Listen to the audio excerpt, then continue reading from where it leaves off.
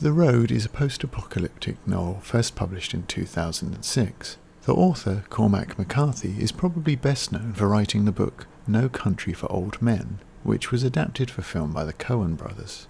Such was the acclaim for this novel on release that McCarthy even appeared on the Oprah Winfrey Show to promote it. The plot is, on the surface, extremely simple. A man and his son walk across a devastated America, scavenging food and doing their best to avoid encounters with the other rare survivors, most of whom have degenerated into cannibalism. America, probably the whole world, has been reduced to a ravaged, ash-covered wasteland by an unspecified cataclysm.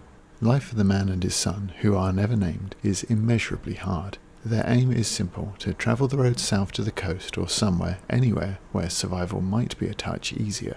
Initially, I actually wanted to dislike this book. I'm a bit ashamed to admit that, but I'd seen the film and not enjoyed any part of it, so my attitude and expectations were clouded.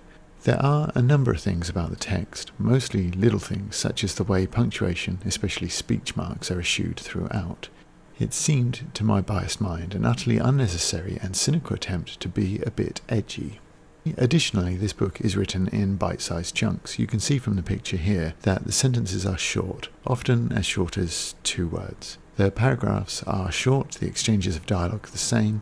You can also see just how much white space there is here. There's double line spacing, a large font, and exaggerated gaps. Everything is designed to be read quickly. It's a little like how movie scores have become so coldly scientific, so formulaic, that they can induce a certain feeling regardless of whether the content supports it. Another book set up this way is Dan Brown's Da Vinci Code, which is more often than not derided for it, whereas this is universally praised. However, I either succumb to that cynical brilliance, or perhaps this is just brilliance, because, like the cliché says, I couldn't put it down. There is not much to it. I'd imagine the word count is quite low for a novel, so saying I read it in 2 to 3 days is kind of meaningless, but still, when I wasn't reading it, I wanted to be. The text is quite repetitive, more so than any book I can recall reading this year, which might be jarring for some people, but in this case it also reflects the drab monotony of both the shrouded landscape and the daily drudge of trying to survive the long trek down the road. Because neither lead is actually named, the repetition of the man, the boy, gives this a sense of poetry. It's almost like a modern Homeric epic. I can imagine many years from now people studying this with added line numbers.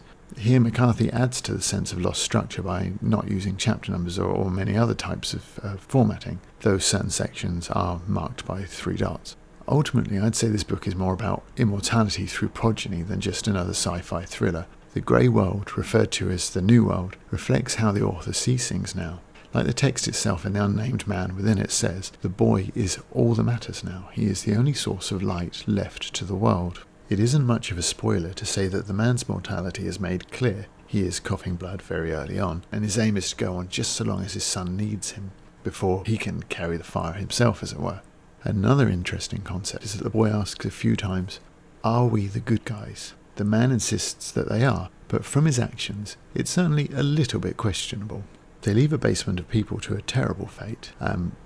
Others they might have helped, they leave to die. The man's actions when they catch up with the thief who robs them are undeniably over the top at first.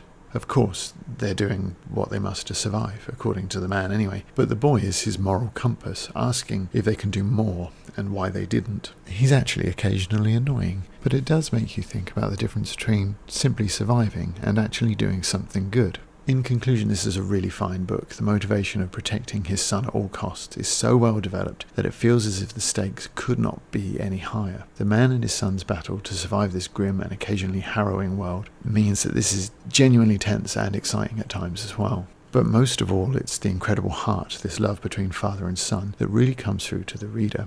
Like I said at the start, I didn't really want to like this, but ultimately I couldn't resist, and I'm sure that you won't be able to either.